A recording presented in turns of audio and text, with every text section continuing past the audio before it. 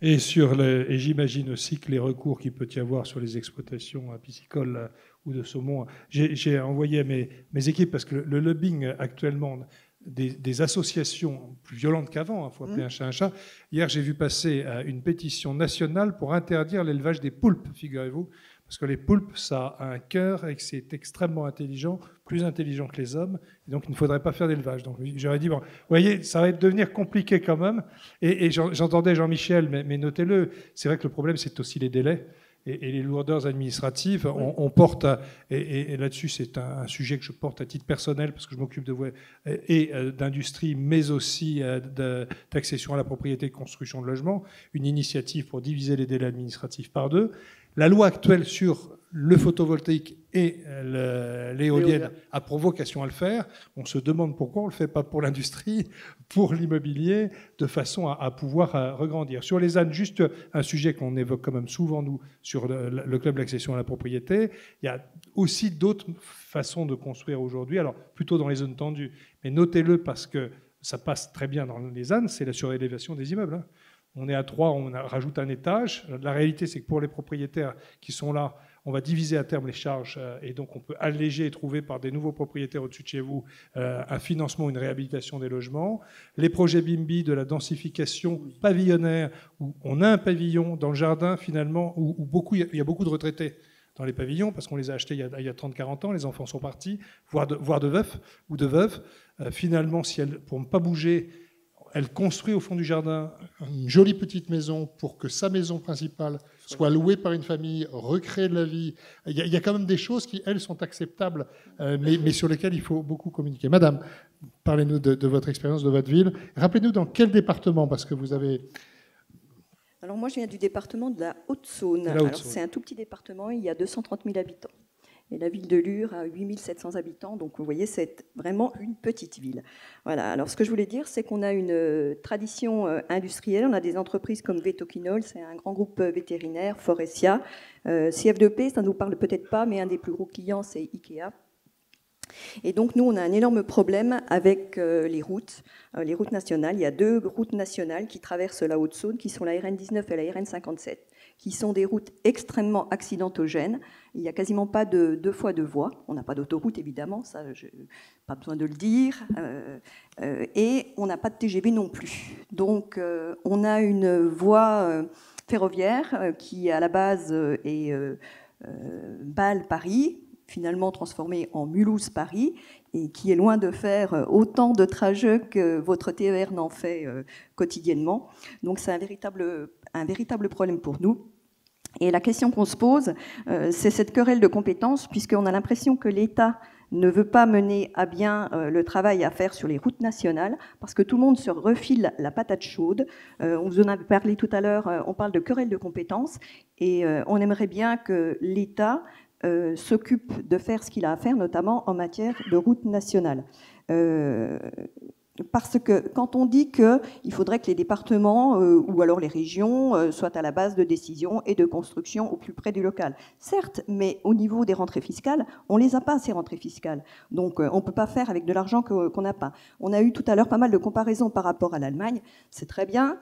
Moi, je trouve que c'est un bon modèle, mais on n'a pas été construit de la même manière. Donc, que ce soit sur l'apprentissage, sur les centres de formation, on a d'énormes différences, et les lenders allemands n'ont rien à voir avec nos régions françaises. Et avant qu'elles ne deviennent comparables, il va falloir quelques années. Voilà ce que j'avais l'intention de vous dire. Concernant aussi l'industrialisation dans notre département, je voulais dire que le département de la Haute-Saône avait mis en place la fibre, et que fin 2023, normalement, toute la Haute-Saône sera équipée en fibre, ce qui permet de favoriser l'installation des entreprises. Et puis concernant les habitations et puis les personnes qui viennent travailler en Haute-Saône, on a eu effectivement après le Covid une hausse des DMTO, mais qui aujourd'hui tendent à nouveau à baisser parce que les personnes gagnent trop peu d'argent et les banques ne leur permettent plus d'acheter des logements. Donc c'est difficile au niveau des personnels qu'on voudrait prendre dans les entreprises. Voilà. Et on a des personnes qui sont très très peu mobiles. Alors on a des choses qui se font, au niveau des missions locales et d'autres associations qui aident les gens, mais ce n'est pas toujours facile. Donc moi, mon message principal, c'est de savoir quand est-ce que l'État finira par honorer ce qu'il est en devoir d'honorer. Voilà. Merci de votre témoignage. Vous avez rappelé en effet que la fibre, elle, est au rendez-vous. Peut-être pas la route, Antoine, je vois que tu voulais réagir. Après, je vais faire réagir Jean-Michel dans la complémentarité de ce qu'il a dit tout à l'heure, parce que finalement, ce n'est qu'une illustration de ce que vous étiez en train de dire. Non, c'était juste une question sur la Haute-Saône, parce que vous avez parlé des sujets de mobilité de la route, des départementales. Est-ce que le département est passé de 80 à 90 en termes de vitesse? Parce que ça a été un des sujets, notamment avec les Gilets jaunes. Nous sommes passés à 90, effectivement. Alors, on a d'autres départements qui nous entourent qui sont à 80, et donc souvent, ça pose des problèmes. Mais nous sommes à 90, effectivement. Oui. Jean-Michel, peut-être pour rebondir sur ce qui vient d'être dit, l'État pas au rendez-vous sur les routes nationales et pourtant indispensable pour l'industrie locale. Oui, je pense que les préfets de région ont une importance majeure sur ces questions d'alimentation de la nouvelle industrie, des industries existantes et qui sont en plein développement, parce qu'on voit bien que nos populations consomment différemment, consomment peut-être plus souvent, on le voit bien par le développement du e-commerce, et donc on a besoin d'une industrie qui puisse s'adapter en fait à cette nouvelle forme de consommation.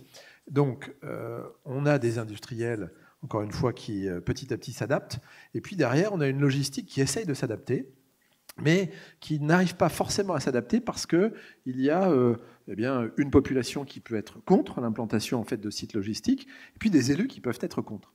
Et donc, moi, ce que je souhaiterais, c'est que je ne suis pas là pour dire qu'il faut des espaces logistiques partout, mais il faut qu'on puisse, au niveau des élus, avoir une explication sur ce qu'est la chaîne logistique de la fabrication, que ce soit à l'étranger ou en France, jusqu'à la consommation, et qu'on ait conscience de ça.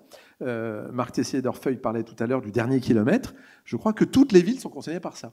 Le dernier kilomètre, une ville de 12 000 habitants comme Châteaudun peut être très largement concernée, même si on se dit que finalement, il y a des espaces et qu'on va pouvoir en fait s'adapter et faire des choses qui... Eh bien, on n'est pas à l'abri du fait qu'avec ce développement du e-commerce qui se développe de façon assez inégale sur le territoire, mais dont on voit qu'il y a une croissance exponentielle partout, eh bien, qu'il faut pouvoir réserver des espaces de proximité qui vont permettre de réaliser le dernier kilomètre. Alors c'est vrai que quand on regarde Paris ou Lyon ou d'autres conurbations très importantes, on voit qu'il y a un développement d'idées sur des véhicules électriques, sur des véhicules au gaz, sur des, voilà, que ce soit au GPL ou autre. Mais il faut aussi que dans toutes les villes dont nous avons la gouvernance, c'est-à-dire 10 000, 12 000, 15 000 habitants, quelles que soient en fait les régions, il faut qu'on soit prêt.